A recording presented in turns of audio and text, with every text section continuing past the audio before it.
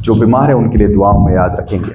आइए भाई याकूब के पत्र में से आज पढ़ेंगे। याकूब उसका 4 अध्याय 8 से लेकर 10 वचन। James chapter 4 versus 8 to 10। परमेश्वर के निकट आओ तो वह भी तुम्हारे निकट आएगा। हे पापियों, अपने हाथ शुद्ध करो, और हे दुचित्ती लोगों, अपने हृदय को पवित्र करो। दुखी हो और शोक करो और रो, तुम्हारी हंसी शोक में और तुम्हारा आनंद उदासी में बदल जाए। आमीन। आमीन। परमेश्वर के निकट आओ तो वो भी तुम्हारे निकट आएगा। मसीह जीवन में हम में से हर एक व्यक्ति ने कभी ना कभी इस बात का अनुभव लिया होगा कि कुछ समय ऐसे आते हैं जब हमें परमेश्वर की नजदीकी महसूस नहीं होती, परमेश्वर की उपस्थिति महसूस नहीं होती। हालांकि यह समय कभी आना नहीं चाहिए। परमेश्वर की उपस्थिति से एक क्षण भी दूर रहना किसी के लिए अच्छा नहीं। यह वैसा ही है जैसे मछली को अगर कुछ समय तक आप पानी के बाहर निकाल के रख दो, वो थोड़े समय तक जिंदा रह सकता है, लेकिन इसका मतलब यह नहीं कि वो पानी के बिना रह सकता है। आप अगर उसे देखो तो लगता है उसके अंदर जीवन है, और वो जीवन भी ऐसे दिखाई देगा जैसे तड़प रहा है। और हर विश्वासी जिसने मसीह को जाना है, जिसने उद्धार पाया है, जिसने नए जीवन का अनुभव लिया है, जिसने परमेश्वर की उपस्थिति को चखा है, वो जब परमेश्वर की उपस्थिति से दूर होता है उसका भी अनुभव बिल्कुल वैसे होता है जैसे एक मछली को जब पानी से बाहर निकाला जाता है, या एटलीस्ट होना चाहिए। अगर हमें इस बात का फर्क नहीं पड़ता कि हम परमेश्वर के निकट है या दूर है, या हमें इस बात का एहसास भी अगर नहीं होता, तो मुझे संदेह है कि हमारा कभी नया जन्म हुआ भी था। क्योंकि एक व्यक्ति जिसने परमेश्वर के इस अनुभव को लिया है, वो निश्चित तौर से जानता है जब वो परमेश्वर से दूर चला जाता है और उससे रहा नहीं जाता। और जैसे याकूब यहां अविश्वासियों से बात नहीं कर रहा, वो विश्वासियों से बात कर रहा है। तो इसका मतलब यह है कि विश्वासी जन भी कई समय परमेश्वर से दूर हो सकते हैं, लेकिन जैसे मैंने कहा, वो किसी के लिए भी अच्छा नहीं। कुछ समय तक मछली बाहर रह सकती है पानी की, तड़पते हुए, लेकिन सवाल है कितने देर तक। और I don't think it's wise to test it. इस चीज को टेस्ट करना भी बुद्धिमानी नहीं है कि चलो देख लेते हैं मछली कितनी देर तक बाहर रह सकती है पानी की। वैसे एक विश्वासी ने कभी इस अपनी जिंदगी से कभी वो खेलना नहीं चाहिए, सोचते हो चलो देख लेते हैं हम कितने देर तक परमेश्वर से दूर रहकर दुनिया के साथ थोड़ी मौज मस्ती करें। How long can I flirt with the world while still being alive? So जब याकूब इस बात को देखता है, जिन लोगों से वो बात कर रहा था, जिनके लिए उसने ये पत्र लिखा, वो जानता था उनकी अवस्था इस समय थोड़ी ऐसी है। और याकूब पता है ना कौन है याकूब पत्र लिखने वाला कौन है?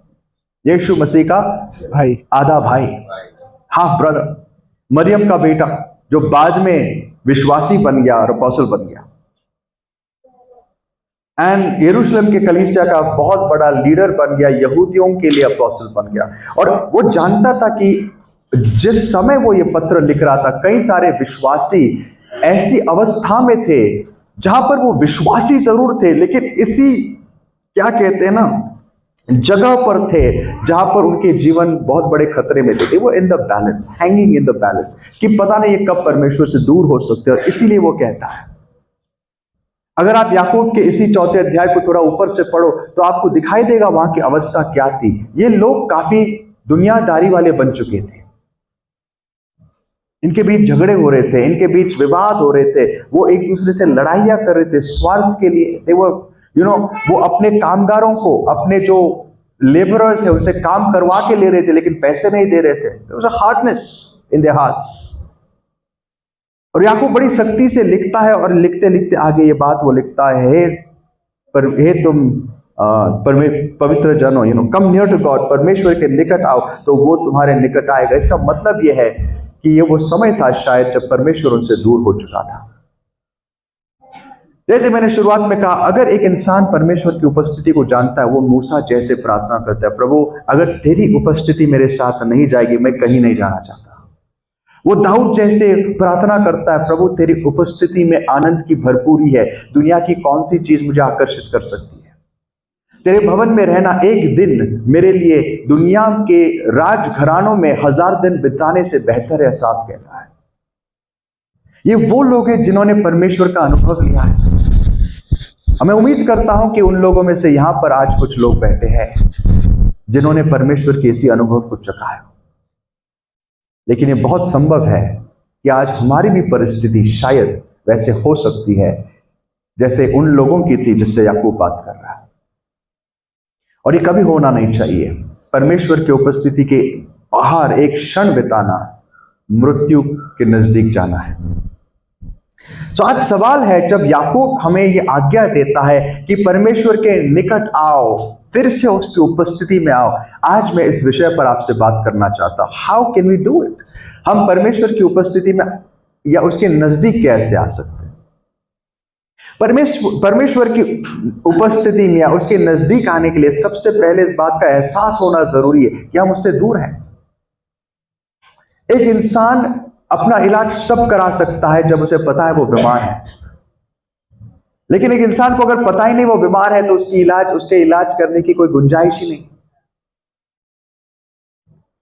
सो the first thing is you need to be aware. आपको यह पता होना चाहिए कि आप परमेश्वर के आज नजदीक हो या दूर हो।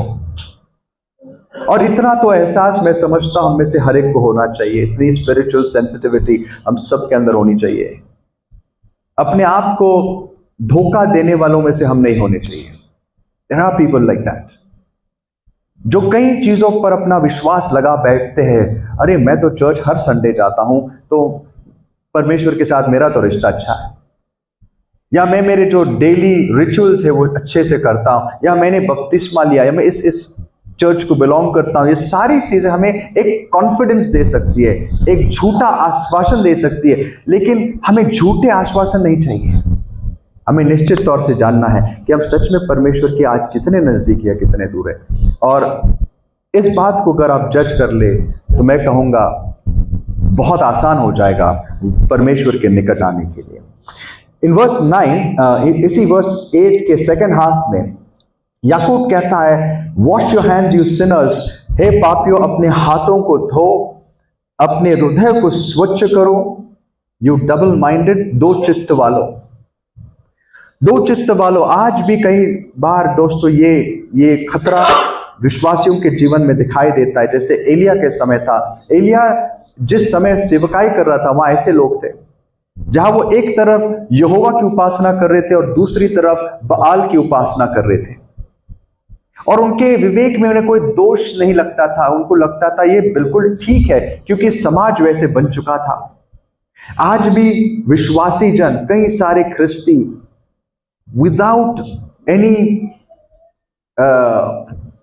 ऑफेंस टू देयर कॉन्शियंस, उनके विवेक में किसी प्रकार का दुख या किसी प्रकार की वेदना के बिना वो बहुत निश्चिंत तरीके से एक तरफ यहोवा की उपासना करते और दूसरी तरफ दुनिया की भी सेवा कर सकते।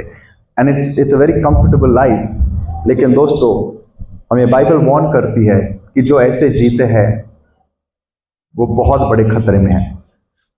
सो द क्वेश्चन इज, सवाल यह है कि हम वापस कैसे आ सकते हैं। ग्रीव, मोन एंड वेल। 9 वचन कैसे लिखा है भाई हिंदी में? दुखी हो और शोक करो और रो, तुम्हारी हंसी शोक में और तुम्हारा आनंद उदासी में बदल जाए। सबसे पहले इस चीज को हम बहुत सीरियसली ले। कई बार हम चर्च आते हैं या कई बार हम घर पे बाइबल पढ़ते हैं, संदेश सुनते हैं, और परमेश्वर हमारे हृदय को कायल करता है, हमें कन्विक्ट करता है और हमें इस बात का एहसास दिलाता है कि बेटा या मेरी बेटी, तुम्हारा जीवन आज सही नहीं है। परमेश्वर इसलिए नहीं करता क्योंकि वो हमें कंडेम करना चाहता है, हमें मृत्यु की सजा देकर कहना चाहता है तुम्हारा कुछ नहीं होगा। परमेश्वर ये बातें इसलिए करता है क्योंकि वो हमें सुधारना चाहता है। जिससे मैं प्रेम करता हूं उसको मैं ताड़ना देता हूं। लेकिन कई बार ऐसे होता है कि ये कन्विक्शन पाने के बाद एक दूसरी आवाज हमारे कानों पर आती है, भूल जाओ जल्दी से, don't pay attention to it. दुनिया में जाने के बाद जैसे घर जाते हैं वो आवाज उसको दबा देती, तुझे इतने सारे काम बाकी है, सब छोड़ दे, बाद में सोच ले, let's get back to work, चलो काम पे जाते हैं। अरे काम कर ले यार, फोन निकाल ले हाथ में, जैसे फोन आ गया थोड़े ही समय में कुछ रील्स देखते हुए, कुछ वीडियोस देखते हुए वो सारा कन्विक्शन गायब हो जाता है और फिर से इंसान निश्चिंत हो जाता है। वो थोड़े समय के लिए जो पवित्र आत्मा ने आपसे बात की वो आवाज बिल्कुल दब जाती है और उसके बाद हम फिर से उसी दशा में जाते हैं, क्योंकि वो कभी नहीं चाहता, वो कभी भी नहीं चाहता कि हम उसकी वाणी सुने और परमेश्वर के निकट आए। So I think the first thing, जब सबसे पहली चीज हमें करनी है, जब पवित्र आत्मा हमसे बात करता है उसकी आवाज को हम ट्रेजर करें, कि वो जब हमसे कहता है, वो हमसे कुछ बातें करता है, वो बातें याद रखें, उस कन्विक्शन को हमारे हृदय से जाने न दे। अगर आपको परमेश्वर आज कायल करता है तो उस कायलता को लेकर आप उसके उपस्थिति में जाओ, उसके सामने घुटने टेको और प्रार्थना करो, प्रभु आपने जो मुझसे बातें की है उसके प्रतिसाद में मैं क्या करूं, मुझे अनुग्रह दे। And pray till you get an answer. तुम्हारी हंसी को शोक में बदल दो। एक समय आता है जब हंसना बंद करना जरूरी होता है। दुनिया में शैतान कहेगा अरे यार क्या तो जिंदगी पर परेशानी है, लेट्स हैव सम फन। दोस्तों ये दुनिया का जो फन, जो एंटरटेनमेंट है वो बहुत थोड़े समय के लिए है, वो एक दिन खत्म होने के बाद फिर जो आंसुओं की नदी बहेगी उसका कोई जवाब नहीं होगा। सो व्हेन जेम्स सेज कि तुम शोक करो, तुम अपनी हंसी को शोक में बदल दो, अपने आप को नम्र करो, वो क्या कहने की कोशिश करो। आज ये मेरा संदेश है, मेरा टाइटल होगा drawing close to God through fasting. आज मेरे संदेश का शीर्षक होगा परमेश्वर के निकट आना उपवास के द्वारा। याकूब यहां पर जो चीज कह रहा है वो एक ओल्ड टेस्टामेंट कॉन्सेप्ट को ऐसे बता रहा है जैसे सबको पता है लेकिन समझ नहीं आता। आज मैं आपको एक रहस्य बताऊंगा परमेश्वर के नजदीक आने का। अगर आप उसकी उपस्थिति से दूर भी चले गए या आज आप उसकी उपस्थिति में हो लेकिन और भी नजदीक आना चाहते हो, तो परमेश्वर हमारे लिए कुछ बातें बता के उसने रखी है। There are some secrets he has already shared. Joel के दूसरे अध्याय 12 से 14 वचन में यहां पर परमेश्वर के लोग उस समय भी परमेश्वर से दूर जा चुके थे और जोएल भी बिल्कुल वही कहता है। इनफैक्ट याकूब जोएल से ही लेके बातें कर रहा है। देखिए जोएल चैप्टर 2, जोएल उसका दूसरा अध्याय 12 से लेके 14 वचन तक पढ़िए। Joel chapter 2 verse 12 to 14। तो भी यहोवा की यह वाणी है, अभी भी सुनो, उपवास के साथ रोते पीटते अपने पूरे मन से फिर कर मेरे पास आओ।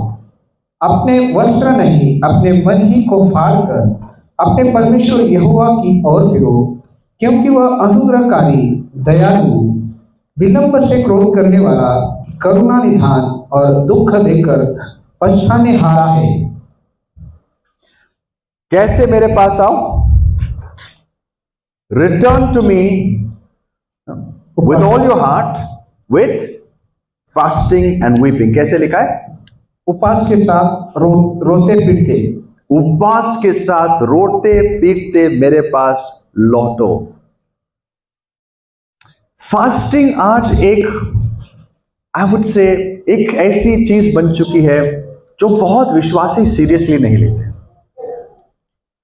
इनफैक्ट ये एक ऑप्शनल चीज बन चुकी है। It's something which we don't value. एक ऐसी चीज जिसको हमें लगता है ये किया तो ठीक है, it's like an added bonus, अगर है तो अच्छी बात है, नहीं तो चलता है। बट जब आप स्क्रिप्चर में देखते हो फास्टिंग, उपवास ओल्ड टेस्टामेंट से लेकर न्यू टेस्टामेंट में विश्वासियों के जीवन का हिस्सा था। ऑफ कोर्स फास्टिंग एक सही तरीके से करना जरूरी है, जिसके विषय में आगे बात करूंगा। लेकिन सबसे पहले इस बात को समझ तो लेते हैं कि उपवास एक विश्वासी जीवन का भाग और हिस्सा है। जब इजरायली लोग परमेश्वर से दूर गए, परमेश्वर खुद कहता है मेरे पास कैसे लौटो? उपवास सहित रोते पीटते, रोते और विलाप करते, रोते हुए आओ, अपने वस्त्र नहीं अपने हृदय को फाड़ो। Now fasting is a form of sacrifice. Fasting क्या है? बलिदान। फास्टिंग या उपवास क्या है? एक बलिदान है। और बलिदान बहुत अच्छे होते, बहुत जरूरी होते। You know, when you value something, जब आप किसी चीज को वैल्यू करते हो, आप उसके लिए बलिदान करते हो। एक स्टूडेंट को अगर एक पर्टिकुलर कोर्स करना है या उसको एक करियर बनाना है, पढ़ाई लिखाई करके उसको कुछ बनना है, अगर वो चीज इसके लिए इंपॉर्टेंट है, तो वो स्टूडेंट क्या करेगा? उसे पाने के लिए कई सारी चीजें बलिदान करेगा। वो अपने सुख विलास को कुछ समय के लिए दूर रखेगा, बाकी दोस्त जब खेलते वो नहीं जाएगा। उसको अपना समय देना पड़ेगा। जब बाकी बच्चे मौज मस्ती करते, उसको वो सैक्रिफाइस करना पड़ता। नहीं, मुझे ये लक्ष्य पाना है, मुझे गोल अचीव करना है। So what ever you value, आप जिस चीज को वैल्यू करते हो उसके लिए आप बलिदान देते हो। और जिस चीज को आप जितना ज्यादा वैल्यू करते हो उतनी ज्यादा उसके लिए बलिदान देने के लिए आप तैयार होते हो।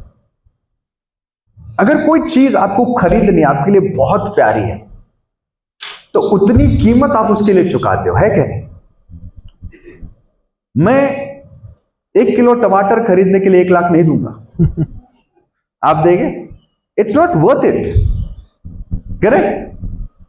लेकिन मुझे एक अच्छी सी गाड़ी अच्छी कंडीशन में मिल जाए 1 लाख में, तो अच्छा okay, no this is much more valuable. 5 lakh की गाड़ी एक में मिल रही है मुझे, तो आप दोगे क्या नहीं? खास करके अगर आपको गाड़ी की जरूरत है। ये 1 लाख कोई बात नहीं, मैं इसके और भी फायदे हो सकते थे, I could have used it somewhere else, कहीं और मैं यूज कर सकता था, बट मुझे बहुत वैल्यूएबल चीज मिल रही है, आई गो फॉर इट। अब उस पैसे से ज्यादा वैल्यूएबल वो गाड़ी है, इसके लिए आप पैसे देने के लिए तैयार हो। तो आप जिस चीज के लिए जो बलिदान देते हो, वो इंडिकेट करता है कि वो चीज आपके लिए कितनी जरूरी है। हमारा समय लिमिटेड होता है, और ये समय हम किस चीज के लिए देते हैं बहुत बड़ा इंडिकेटर है। सबसे ज्यादा समय खुशी खुशी हम जिस चीज के लिए देते हैं, बहुत अच्छा इंडिकेटर है कि हमारे लिए वैल्यूएबल क्या है। सो एक बलिदान है, और परमेश्वर देखता है कि उसके बच्चे या उसके लोग उसके लिए कितना बलिदान करते। मेरे पास आओ रोते हुए, विलाप करते हुए, उपवास करते हुए, और अपने हृदय को फाड़ो।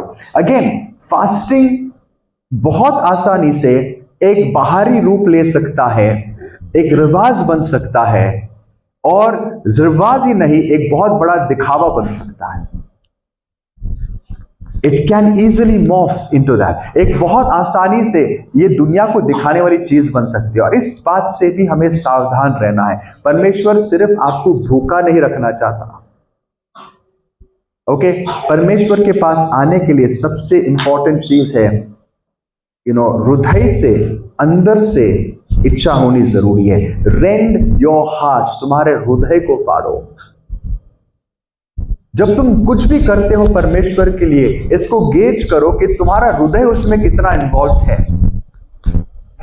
फॉर एग्जाम्पल, आज आप लोग यहां आए हो, बहुत अच्छी बात है। वॉट एवर यू डू, आपने जितने भी वॉट एवर लेवल पर आपने सैक्रिफाइस किया, परमेश्वर उसका प्रतिफल देगा, वो देखता है। लेकिन वो ये भी देखता है हम में से कितने लोग यहां बड़ी उत्सुकता से आए हैं, एक इच्छा लेकर आए हैं, उसकी वाणी सुनने के लिए आए हैं। वो हर एक हृदय को देखता है। It's right before his eyes. So हृदय के साथ आओ। फास्टिंग के विषय आगे बात करने के पहले आपको कुछ और प्रमाण देना चाहूंगा कि फास्टिंग कैसे विश्वासी जनों का एक हिस्सा था उनके जीवन का। अलग अलग समय पर लोग फास्टिंग करते थे। सबसे पहला ऑफ कोर्स पश्चाताप के समय, सबसे पहला ये दिखाने के लिए प्रभु मैं सीरियसली आपके पास आना चाहता हूं, मैं सब कुछ छोड़ दूंगा प्रभु, खाना पीना मेरे लिए इंपॉर्टेंट है, मुझे वापस ले ले। सो वो वाला एटीट्यूड था। जब दाऊद ने पाप किया और उसके पाप के उस एक्शन के द्वारा जब बच्चा वो पैदा हुआ, वो बच्चा बीमार था, तो दाऊद ने क्या किया पता है? खाना पीना छोड़ दिया, क्योंकि उसके लिए बहुत जरूरी था प्रभु इस बच्चे को बचाओ, मुझे क्षमा करो। वो प्राइवेटली कर रहा था, ऑफकोर्स उसने पब्लिकली कन्फेस नहीं किया था, लेकिन वो क्या कर रहा था? उपवास सहित प्रार्थना कर रहा था। आपको पता है निनवे के लोग, वो तो परमेश्वर को जानते भी नहीं थे। जोना ने सिर्फ आके एक संदेश दिया उनको। क्या संदेश दिया? जोना क्या संदेश दिया तुमने? ये जोनाथन है, जोना नहीं है। जोना ने क्या संदेश दिया? 40 दिन 40 रात और तुम खत्म हो जाओगे। 40 दिन और परमेश्वर का क्रोध इस शहर पे आएगा, क्रोध आएगा। और उनको एक इंट्यूशन था, अंदर से उनको पता था कि यार ये जो इनका परमेश्वर है, पता नहीं इनको कैसे कन्विक्ट हुआ, इसको पता था वो सच्चा परमेश्वर हमें मार देगा, हमारे काम सच में बहुत घृणित है। तो राजा से लेकर, राजा ने आज्ञा दी, राजा से लेकर जानवरों तक सबको क्या डाल कर दिया उसने? फास्टिंग में डाल दिया। बोला तुम सब कोई खाना पीना छोड़ लो, शायद परमेश्वर दया करे। और परमेश्वर ने रिस्पॉन्ड किया, ही रिस्पॉन्डेड। मन से किया हुआ फास्ट जब एक अविश्वासी भी करता है, सच्चे मन से पश्चाताप जब उसने किया, उपवास सहित वो आया, परमेश्वर ने क्षमा कर दिया। अमेजिंग। सो रिपेंटेंस के बहुत सारे एग्जाम्पल्स हैं। एक और टाइम था जब लोग फास्टिंग करते थे, वो संकट के समय। अगेन सिमिलर सर्कमस्टांस, जहां पर उपवास, रिपेंटेंस मतलब हम परमेश्वर से दूर है, इट्स अ क्रिटिकल सिचुएशन, हम मर सकते हैं। वैसे ही एक और क्रिटिकल सिचुएशन थी जब इजरायली लोगों पर बहुत बड़ा खतरा आया था और पूरी इजरायली कौम को एक इंसान मारने पर तुला हुआ था। कौन था वो? Haman. And Esther was the queen. और एस्तर रानी थी और एस्तर के सामने बहुत बड़ा सवाल था।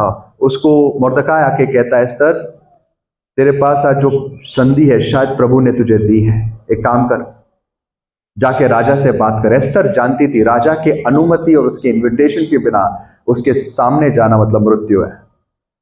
और उसने कहा टेक द चांस, मैं रिस्क लूंगी, बस एक काम करो, मैं भी अब क्या करने वाली हूं? उपवास में जा रही हूं, सारे लोगों को बोल दो मेरे साथ उपवास करो।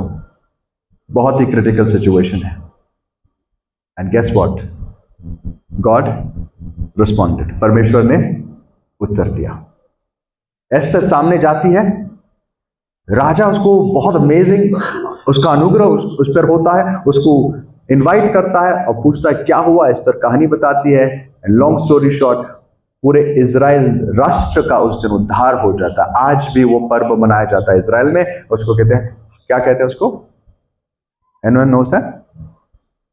उसको कहते हैं हानुका, आई गेस, जहां पर इस दिन को मनाया जाता है। एनीवेज, एक और था एग्जाम्पल जहां पर संकट और मार्गदर्शन दोनों चाहिए थे। एजरा के 8वें अध्याय में 21 से 23 वचन, ये लिख सकते हैं, आप घर पर पढ़ सकते हो। एजरा 8, 21 से 23। एजरा अब बैबिलोन से या मादी पर्शिया के जो राज्य थे उनमें से अब अपने गांव, अपने शहर जेरूसलम जा रहा है। इनफैक्ट लेट्स रीड, अपने खोला है भाई, तब मैंने 21 से 23 पढ़िए। तब मैंने वहां अर्थात अहवा नदी के तीर पर उपवास का प्रचार इस अवश्य से किया कि वह परमेश्वर के सामने दीन हो, और उसने उससे अपने और अपने बाल बच्चों और अपनी समस्त संपत्ति के लिए सरल यात्रा मांगी, क्योंकि मैं मार्ग में शत्रुओं से बचने के लिए सिपाहियों का दल और सवार राजा से मांगने से लज्जाता था, क्योंकि हम राजा से यह कह चुके थे कि हमारा परमेश्वर अपने सब खोजियों पर भलाई के लिए कृपा दृष्टि रखता है, और जो उसे त्याग देते हैं उसका बल और कोप उनके विरुद्ध है। इसी विषय पर हमने उपवास करके अपने परमेश्वर से प्रार्थना की और उसने हमारी सुनी। आमेन। यहाँ पर एजरा बहुत ऑनेस्ट कन्फेशन देता है, कहता है मैं राजा के सामने गया, बोला राजा मैं जेरूसलम जाना चाहता हूँ, और काफी चीजें बताए, उसमें से एक चीज बताई, हमारा परमेश्वर वो है जो अपने लोगों को संभालता है। अच्छी अच्छी गवाही दी, और जब वापस जाना था इतना पैसे वगैरह लेके, उसके मन में एक बात आई, यार ये तो लेके जा रहे हम लोग, लेकिन रास्ते पे लुटेरे आ गए तो क्या करने का। अब उसको शर्म आ रही थी राजा को जाके बोलने के लिए कि राजा थोड़े सिपाही दे दो। क्यों? क्योंकि अभी क्या गवाही दे के आया था, परमेश्वर हमें हमारी रक्षा करता है, हमारी सहायता करता है। तो उसने कहा कि हमने क्या किया पता है, हम सब मिलके हमने फास्टिंग किया और कहा प्रभु अब तू ही संभाल और तू ही मार्गों में हमारी रक्षा कर, और परमेश्वर ने उत्तर दिया। And there are so many instances, new testament में हम देखते हैं, सिर्फ ओल्ड टेस्टामेंट की बातें नहीं, न्यू टेस्टामेंट में जब अंतोकिया के एल्डर्स एक साथ आए थे, उनको पता नहीं आगे क्या करना था, तो वहां के 5 लीडर्स एकत्रित होते हैं। प्रेरितों की 13 अध्याय 1 और 2 वचन में ये 5 लीडर्स एकत्रित होते हैं और उपवास सहित आराधना और प्रार्थना कर रहे थे। और जब वो आराधना कर रहे थे, पता नहीं कितनी देर तक कर रहे थे, पवित्र आत्मा ने उनसे बातें की और कहा मेरे लिए पौल और बारनबस को अलग कर दो, मैं उनको अब अपनी सेवकाई में इस्तेमाल करूंगा। अब उनके जाने का टाइम आ गया। उनको गाइडेंस चाहिए था, उनको गाइडेंस कहाँ मिला, मार्गदर्शन कहाँ मिला, उपवास के समय। These are just a few examples, बस ये थोड़े एग्जाम्पल्स है, आपको एक फ्लेवर मिल चुका होगा कि उपवास किस चीज के लिए होता है, कैसे होता है। और इसीलिए उपवास को कभी अंडर एस्टिमेट मत करना। आज या तो एक उपवास के 2 एक्सट्रीम्स होते हैं, एक वो होते हैं जो उपवास को एक मैजिक टूल की तरह इस्तेमाल करते हैं कि अगर उपवास किया तो हमें काम हो जाएगा, और दूसरे वो होते हैं जो उपवास को बिल्कुल तुच्छ मानते हैं, उसकी आज जरूरत ही नहीं है। और ये दोनों ही पोजीशंस बड़े गलत है। उपवास जरूरी है। यीशु मसीह ने खुद उपवास किया और उसके उपवास करने का कारण था आत्मिक युद्ध। जब यीशु मसीह का बपतिस्मा हुआ, बाइबल कहती है पवित्र आत्मा उसे कहां लेकर चला गया, कहां लेकर गया, जंगल में। क्या हो, किसके लिए, परीक्षा, उसकी परीक्षा करने या परीक्षा करवाने के लिए। कौन करने आ रहा था परीक्षा, शैतान। यीशु मसीह एक युद्ध में वहां पर एंगेज, कल इसके बारे में हमने बात ही की।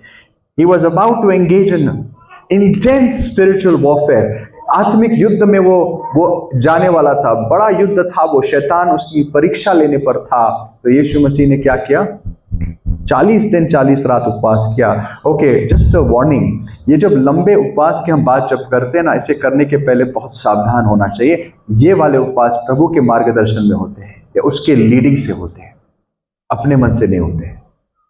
But generally 1-2 days regular fasting ये बहुत अच्छा और इंपॉर्टेंट है। इनफैक्ट पुराने चर्च में अपोस्टल्स के बाद जो पहली कलीसिया थी, उनके कुछ राइटिंग्स हमारे पास आज भी, उसमें से एक राइटिंग है द डिडके। एक ऐसी किताब है जिसमें पहले चर्च के काफी सारे प्रैक्टिसेस हमारे लिए लिखकर दिखेंगे, और उसमें लिखा है कि पहली कलीसिया में लोग अक्सर हफ्ते में 2 बार उपवास करते थे। अब ये हमारे लिए नियम नहीं है, बस उस समय होता क्या था उसको दर्शाया गया, वहां पर बताया गया, इस प्रकार से ख्रिस्ती लोग जीते थे। आज कुछ कारणवश वो प्रैक्टिसेस चर्च में से खत्म हो गए। मैं आपको शर्मिंदा नहीं करना चाहता, लेकिन अगर मैं पूछूं आप में से कुछ लोग, when was the last time you fasted, हो सकता है it could have been months, हो सकता है कि काफी कुछ लोगों के लिए महीने बीत चुके होंगे जब उन्होंने आखिरी बार उपवास किया। आज मैं आपको प्रोत्साहन देना चाहूंगा, उपवास सहित परमेश्वर के पास लौटो। लेकिन जितना जरूरी उपवास करना है, उससे भी ज्यादा जरूरी है किस तरीके से उपवास करना। उपवास सिर्फ भूख मारना नहीं है। हमारे भूख को मारना, अपने आप को खाने से वंचित रखना, ये उपवास का एक हिस्सा है, लेकिन यह सबसे जरूरी हिस्सा नहीं है। यह जरूरी नहीं कि आप कितने लंबे समय तक उपवास करते हो। There are exceptions. For example, अगर किसी के मेडिकल कंडीशंस हैं, अगर कोई इंसान बीमार है तो वो क्या करे, उसका भी उदाहरण हमें दिया गया है। एक समय था जब दानियल बहुत चिंता में था, लेकिन कुछ कारणवश उसने जब उपवास किया, उसने पूरी तरीके से खाना नहीं छोड़ा।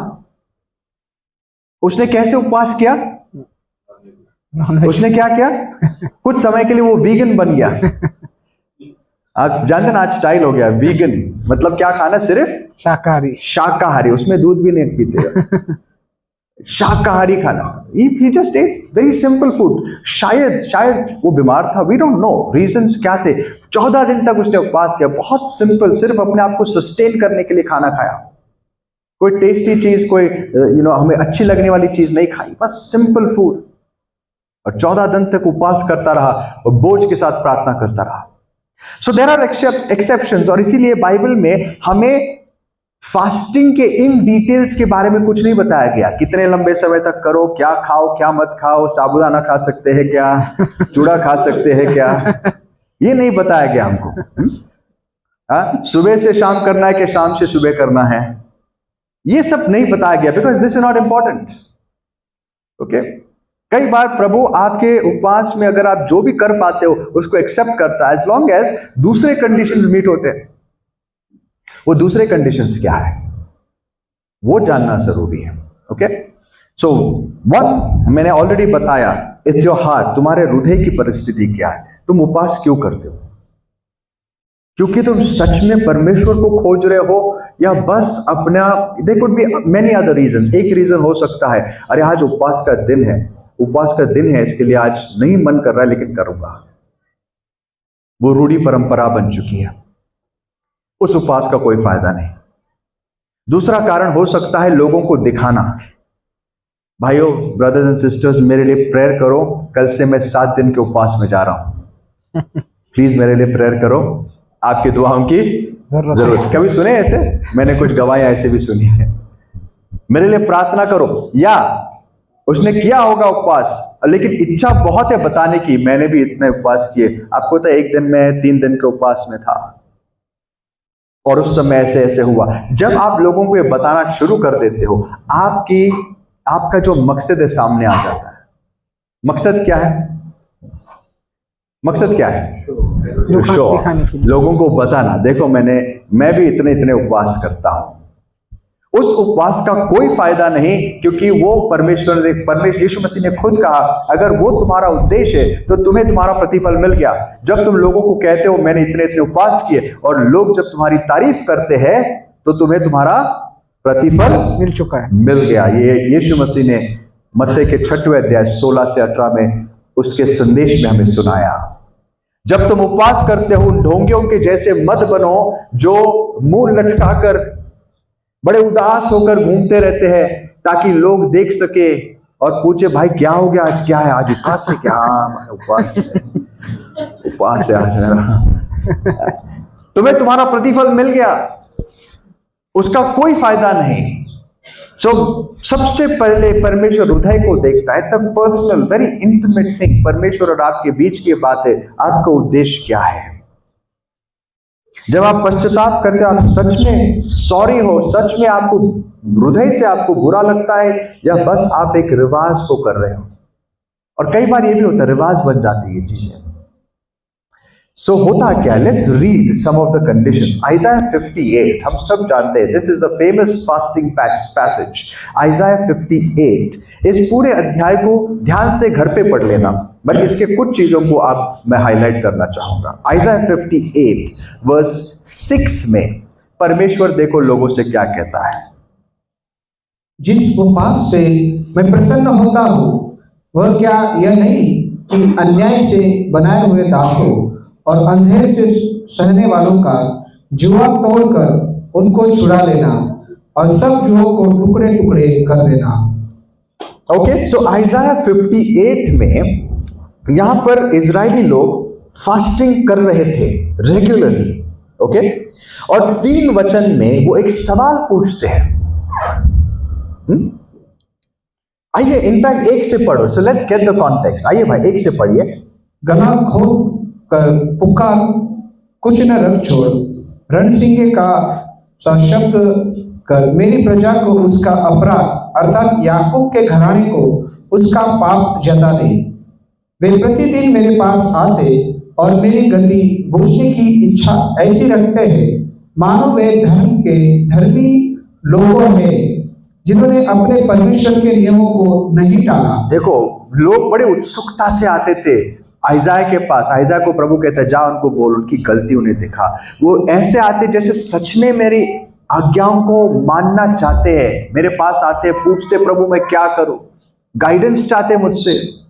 वे मुझसे धर्म के नियम पूछते और परमेश्वर के निकट आने से प्रसन्न होते हैं। हाँ। वे कहते हैं, क्या कराए कि हमने तो उपवास रखा, परंतु तूने उसकी सुधि नहीं दी। हाँ। हमने दुख उठाया, परंतु तूने कुछ ध्यान नहीं किया। प्रभु कहते हैं, लोग ऐसे आते हैं जैसे सच में मुझसे बहुत प्रेम करते हैं। ये मेरे पास आते हैं ये जानने के लिए कि मैं क्या करूं। ये पूछते, प्रभु हमने उपवास किया लेकिन तूने क्यों नहीं सुना। उनको पता था उपवास से प्रभु के नजदीक जा सकते थे, लेकिन प्रभु कुछ और पॉइंट आउट कर रहे हैं। यहाँ पर आगे देखते हैं। सुनो, उपवास के दिन तुम अपनी ही इच्छा पूरी करते हो और अपने सेवकों से कठिन कामों को कराते हो। सुनो, तुम्हारे उपवास का फल यह होता है कि तुम आपस में लड़ते और झगड़ते और दुष्टता से घुसे मारते हो। जैसा उपवास तुम आजकल रखते हो, उससे तुम्हारी प्रार्थना ऊपर नहीं सुनाई दी। क्या कर रहे थे? ये बड़ी इच्छा के साथ आते थे उपवास में, लेकिन घर पे क्या कर रहे थे? अपने कामगारों पर अन्याय कर रहे थे। यहां तक कि भूख के मारे इनका मूड इतना खराब होता था कि कई बार झगड़े होते थे। और ये होता है जब आप भूखे रहते हो। आपने कभी भूख सही है? आपने कभी अपने आप को थोड़े समय के लिए खाने से दूर रखा है? क्या होता है? मूड बड़ा खराब होता है, जल्दी से इंसान पागल जैसा हो जाता है। अनलेस आप सच में मन से फास्टिंग और प्रेयर कर रहे हो, तब परमेश्वर आपको संभालता है। नहीं तो बस आप भूख अगर कर रहे हो या भूख सहन कर रहे हो, यू जस्ट स्टार्विंग, फिर तब वही चीज होगी जो इनके साथ हो रहा था। आप बड़े खराब मूड में रहोगे, झगड़े करोगे। अब प्रभु कहते हैं ये चीजें मुझे प्रसन्न नहीं करती। फिर प्रभु बताना शुरू कर देता है कि फास्टिंग होता क्या है। 6 वचन हमने पढ़ा, एक और बार पढ़िए भाई। जिस उपवास से मैं प्रसन्न होता हूँ, अर्थात जिसमें मनुष्य स्वयं को दीन करे, क्या तुम इस प्रकार करते हो? क्या सिर को झाऊ की नाई झुकाना, अपने नीचे टाट बिछाना और राख फैलाने ही को तुम उपवास और यहोवा को प्रसन्न करने का दिन कहते हो? जिस उपवास से मैं प्रसन्न होता हूँ, वह क्या यह नहीं कि अन्याय से बनाए हुए दासों और अंधेर सहने वालों का जुआ तोड़कर उनको छुड़ा लेना। सबसे पहले प्रभु कहता है सिर्फ अपने आप को भूखा रखना उपवास नहीं होता, तकलीफ देना उपवास नहीं होता, उसके साथ एक पर्टिकुलर एटीट्यूड चाहिए। और मैं आपको कहना चाहता हूं, चाहे आपका उपवास आधे दिन का क्यों ना हो, कुछ समय का क्यों ना हो, ये बातें आपके उपवास के साथ रहेगी तो हमेशा आपका उपवास सक्सेसफुल होगा। कौन सी बातें? सबसे पहले प्रभु कहता है तुम जो बंधन में हैं उनको छुड़ाने के लिए कुछ करो। अब कई बार ये वर्स पढ़ते हैं, पढ़ के निकल जाते हैं, वी से okay that was for them. आज मैं आपसे पूछना चाहता हूं, अगर प्रभु ये हमसे कह रहा है तो हम ये कैसे करें? आप लोगों के बंधन को कैसे हल्का कर सकते हो? उस समय फिजिकली लोगों पर बंधन थे, लोग गुलाम थे, उनके ऊपर अत्याचार हो रहे थे। प्रभु कहता है उनके ऊपर जुल्म करना बंद कर दो, उनको छुड़ाओ। जिनके ऊपर अन्याय हो रहा उनको छुड़ाओ। Fine, that's Isaiah's day. आज हम किसके बंधनों को छुड़ा सकते हैं? आज बंधनों को छुड़ाना मतलब क्या? दोस्तों, आज भी कई सारे लोग बंधनों में हैं। आपको पता है यीशु मसीह के बारे में क्या लिखा है? लूक के 4 अध्याय में जब यीशु मसीह वो फेमस आइजाया का पैसेज पढ़ता है और वो कहता है कि आज तुम्हारे सुनने में ये शास्त्र पूरा हुआ। लूक 4:17 से 19 यीशु मसीह कौन से भाग को पढ़ता है? परमेश्वर का आत्मा मुझ पर है और उसमें मुझे अभिषेक किया है ताकि मैं सुसमाचार सुना सकूं गरीबों को, और जो बंधन में है उन्हें छुड़ा सकूं। दोस्तों, आज ये रहस्य है, इसको कभी मत भूलना। कई बार ऐसे होता है हमारी प्रार्थनाएं, हमारी दुआएं, हमारे उपवास भी सुना नहीं जाता क्योंकि हमें सिर्फ हमारी चिंता होती है। हम में से कितने लोगों के हृदय में आज उनके लिए एक बोझ है जिन्होंने कभी भी परमेश्वर के वचन नहीं सुने, जो आज बंधनों में पड़े हुए हैं। अगर आपको परमेश्वर के नजदीक जाना है तो एक बात मैं निश्चित कहूंगा, ट्राई दिस। जब हम परमेश्वर से मांगते, प्रभु मैं मेरा जीवन सिर्फ मेरे लिए नहीं जीना चाहता, मैं आपके अभिषेक को पाना चाहता हूं ताकि मैं किसी और की सेवा कर सकूं, आप देखो आपके जीवन में किस प्रकार की आशीष आती है। एक ओल्ड टेस्टामेंट एग्जाम्पल देता, आपको पता है गॉस्पेल ओल्ड टेस्टामेंट में अनेक प्रकार से सुनाया गया था, अनेक प्रकार से। उसमें एक कहानी है जो 2 किंग्स में आप मिलती है, 7 अध्याय में, आप बाद में पढ़ लेना। ये कहानी है जब बेन हदाद नाम का एक राजा इजराइल के खिलाफ आता है, यहूदा के खिलाफ, और उनको घेर लेता है। और हालत इतनी खराब होती है कि लोग अब मरने पर है और बिल्कुल फैमिन, भूखमरी अंदर पड़ी हुई है, बहुत खराब परिस्थिति है, कुछ नहीं बचा, जानवर नहीं बचे, कुछ नहीं बचा। और राजा जो जोराम राजा था वो एलीशा के पास कुछ संदेशों को भेजता है, कुछ मैसेंजर्स को भेजता है और कहता है पूछ एलीशा से कि क्या हम इससे बच सकते हैं। और एलीशा एक बहुत अद्भुत भविष्यवाणी देता है, बोल राजा को कल इसी समय तक जो खाना होगा वो इतना सस्ता हो जाएगा, यकीन नहीं करोगे।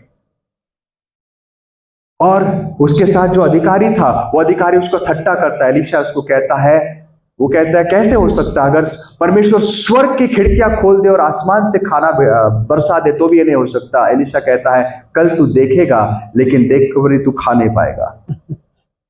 ये जब हो रहा था उस शहर के बाहर कुछ कोढ़ी थे, देयर वर सम लेपर्स। और हुआ यूं कि उसी रात परमेश्वर ने क्या किया, बड़ी सी सेना भेज दी दुश्मनों के बीच में। वो वही सेना थी जो एलीशा ने पहले देखी थी, चैरियट्स ऑफ फायरी हॉर्समैन। और उसने क्या देखा कि ये सारे जो लोग थे, ये दुश्मन उन सेनाओं को देख के इतने डर गए कि दुश्मन वहीं के वहीं सारा अनाज वनाज छोड़ के भाग गए, दे रैन अवे, घोड़े वगैरह सब छोड़ के भाग गए। और उसके बाद ये कोढ़ी नेक्स्ट डे उनके मन में बात आती है, काम करते यार, अगर हम यहां पे बैठे रहे तो वैसे मर जाएंगे, क्यों ना उन दुश्मनों के पास, अरामियों के पास जाए, वहां खाना मिल गया तो ठीक, नहीं तो वैसे भी वो भी मार देंगे, इधर भी मरेंगे। एक बात आई तो कहा ठीक है, अच्छा आइडिया, चलो। तो वो जाते दुश्मनों के बीच और इस उम्मीद में कि वो सरेंडर करे, कुछ खाना मिले।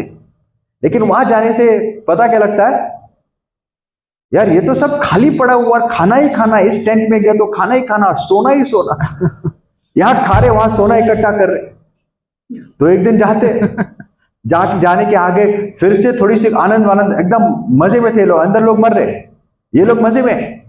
दूसरे दिन फिर से खाने को जाते एंड दे वर एंजॉयिंग। और रोज अपने घर में आके जहां पर वो रह रहे थे ना, गुफा में, क्या जमा कर रहे थे, अनाज, खाना तो खा ही रहे थे, और सोना, चांदी, अच्छे अच्छे कपड़े। और है कौन ये लोग, कोढ़ी।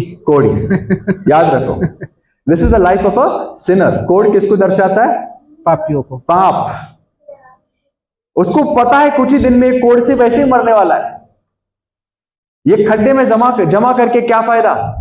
एनीवेज, उसमें से एक बंदे को कन्विक्शन आता, कहता है यार हम जो कर रहे गलत कर रहे हैं, हम यहां मस्त है, मौज एकदम आनंद में है, लेकिन हमारे भाई भी नहीं कह सकते, हमारे लोग अंदर मर रहे हैं। And this verse, specific verse मैं पढ़ना चाहता हूं, वर्स 9 पढ़ो ब्रदर, 2 किंग्स चैप्टर 7 वर्स 9, दूसरा राजा 7वां अध्याय और 9 वचन पढ़िए।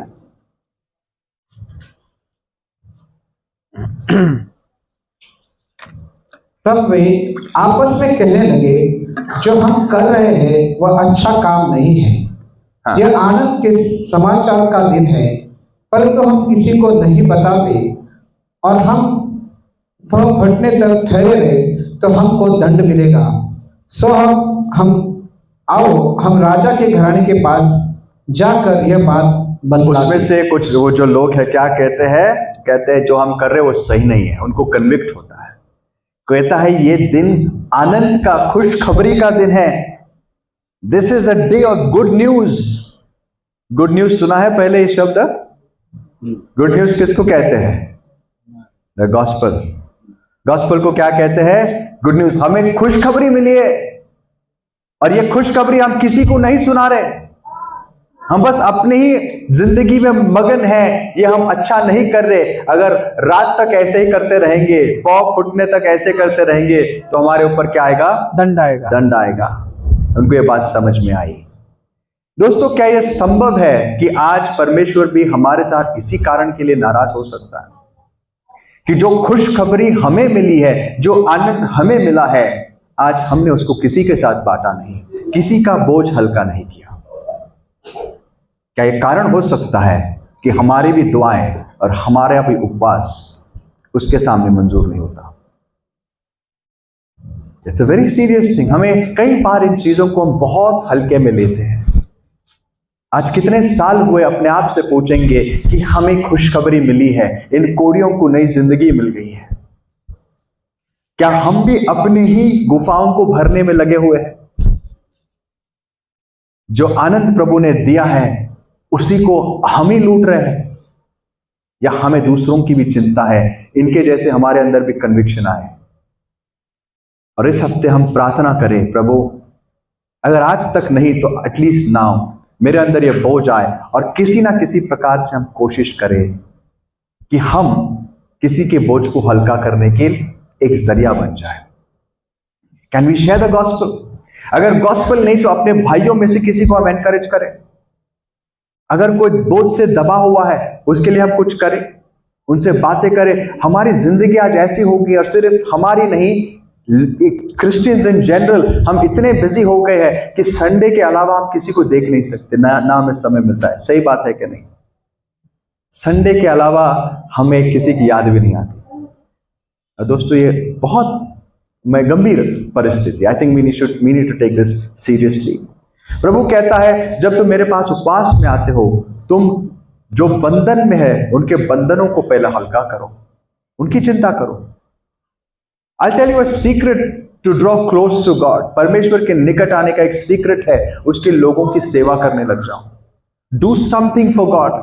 उसके वचन को फैलाओ, दूसरों की मदद करने के लिए कुछ करो। एटलीस्ट कुछ नहीं तो किसी को काउंसिल करो। प्रभु एक्सपेक्ट नहीं करता सभी लोग प्रचारक बन जाए, लेकिन सभी लोग खुशखबरी तो सुना सकते हैं कि हमें जो आनंद मिला है क्या हम दूसरों तक पहुंचाते हैं। और अपने आप से पूछेंगे, आज तक हमने कितने लोगों को ये खुशखबरी दी है? जैसे ये कोढ़ी थे, वो भी अपने अपने गुफाओं में बैठे थे, क्या हम भी वैसे बैठे? इन आइज़ाया 58:7 दूसरी चीज प्रभु कहता है, जो गरीब है, जो भूखे हैं, उनको तुम तसल्ली दो। 7 पढ़िए भाई, 58:7। कैसा उपवास है जो मैं मंजूर करता हूं? 7 वचन में दूसरा हिस्सा। क्या वह यह नहीं है कि अपनी रोटी भूखों को बांट देना, अनाथ और मारे प्यारे फिरते हुओं को अपने घर ले आना, किसी को नंगा देखकर वस्त्र पहनाना, और अपने जाति भाइयों से अपने को न छिपाना। परमेश्वर कहता है, तुम उपवास करते हो, लेकिन तुम्हारे बीच तुम्हारे भाई जरूरतमंद है, भूखे हैं, प्यासे हैं, उनके लिए तुम क्या करते हो? क्या मैं तुम्हारे उपवास को मंजूर करूंगा? I'll tell you a secret to draw close to God. परमेश्वर के नजदीक आने के लिए मैंने बताया, उसके लोगों की सेवा करो, आत्मिक सेवा, जिससे आप उनके बंधन को छुड़ा सकते हो। मैं आपको कहना चाहता हूं, मेरे जीवन में मैं सबसे आशीषित अपने आप को तब महसूस करता हूं जब मैं परमेश्वर के काम आता हूं। और मुझे इसीलिए प्रचार करने में आनंद महसूस होता है, इसीलिए नहीं कि मैं प्रचार करने में कोई वाहवाही मिलती है। I don't care about that anymore. मुझे सबसे ज्यादा आनंद तब होता है कि अगर मेरे द्वारा किसी एक व्यक्ति को भी किसी भी प्रकार का प्रोत्साहन मिले, एक व्यक्ति परमेश्वर के नजदीक आए, तो मुझे बहुत आनंद होता है, क्योंकि मैं अपने आप को परमेश्वर के नजदीक पाता हूं। मेरे जीवन में सबसे ज्यादा अभिषेक और आनंद मुझे तब महसूस होता है जब मैं उसकी सेवा करता हूं। आप घर पे बैठ के 10 घंटे प्रार्थना करो, उसका प्रभाव उतना नहीं होगा जब आप प्रार्थना के बाद किसी के पास जाके उनकी सेवा करोगे। इस दूसरे काम को करना सबसे ज्यादा जरूरी है। सर्व गॉड किसी ना किसी कैपेसिटी में, और उसके लिए परमेश्वर से प्रार्थना करो, मुझे संधि दो प्रभु, और परमेश्वर देगा। वो आपके जीवन में लोगों को लाएगा ताकि आप उनके बोझ को हल्का करो। चाहे वो आप फिजिकली करो, फोन पे करो, किसी से बात करो, आपको पता है डैनियल कहता है उस दिन जो लोग पापियों को मोड़कर परमेश्वर के पास लाएंगे वो कैसे चमकेंगे? आसमान के तारों के जैसे चमकेंगे। आसमान के तारे कहां होते हैं? आसमान में, परमेश्वर के नजदीक होते हैं। They are stars. आज लोगों को दुनिया में स्टार्स बनने हैं, right? They follow all the wrong stars. लेकिन परमेश्वर आपको स्टार बनाएगा कब? जब आप किसी एक पापी को उसके पास ला सकते हो। वैसे ही किसी गरीब को जब हम हेल्प करते, जब हम दूसरों की चिंता करते, मैं ध्यान रखता हूं कि अगर हम में से कौन जरूरतमंद है और उसके लिए मैं चिंता करता हूं, परमेश्वर हमारी चिंता करता है। आमीन। उसकी नजर हम पे होती है। आप जितना दूसरों की सेवा करोगे उतना उसके नजदीक अपने आप को पाओगे। It's not a coincidence. Bible कहता है जब कोई गरीबों पर दया करता है वो परमेश्वर को लोन देता है। आप जानते हो परमेश्वर को भी हम लोन दे सकते हैं, उधार दे सकते हैं। उधार। और आपको पता है वो ऐसा कर्जदार है, कभी कर्ज रखता नहीं, बहुत सूद समेत 100 गुना ज्यादा लौटा देता है। वो किसी का कर्जदार नहीं है। प्रोवर्ब्स 19:17 से कि परमेश्वर गरीबों को जो देता है वो परमेश्वर को उधार देता है। जॉन कहता है 1 जॉन चैप्टर 3:17 में कि अगर कोई अपने भाई को, किसी के पास अगर दुनिया की दौलत है और वो अपने भाई को नग्न या जरूरत में देखता है और अपने हृदय को कठोर करता है, उसके अंदर परमेश्वर का प्रेम नहीं हो सकता। तो आज अगर हमें परमेश्वर के नजदीक आना है, परमेश्वर के करीब रहना है, तो हमें लोगों की जरूरतों को जानकर उसके लिए कुछ करना होगा। कॉर्नेलियस का मैं एग्जाम्पल हमेशा देता हूं। कई बार ऐसा लगता है परमेश्वर रैंडमली लोगों को चुनता है, पर आपको पता है ना कॉर्नेलियस को क्यों चुना था? The first gentile. क्यों उसके घर परमेश्वर ने दूत को भेजा? कॉर्नेलियस को कुछ पता नहीं था। He was not some great scholar. वो कोई विद्वान नहीं था, वो ना कोई बड़ा यहूदी था, वो बस एक अन्य जाति था जिसने कुछ बातें सुनी थी सिनेगॉग्स में। वो सभास्थान में जाता था, कुछ सुनता था और उसके मन में एक ही बोझ था, वो गरीबों पर बहुत दया करता था और उपवास और प्रार्थना करता था। Think about that combination. और एक दिन उसके घर दूत आता है और कहता है कॉर्नेलियस, तेरी प्रार्थनाएं और तेरा बलिदान कहां तक पहुंचा है? स्वर्ग तक पहुंचा है, इसलिए मैं यहां आया हूं। That's it.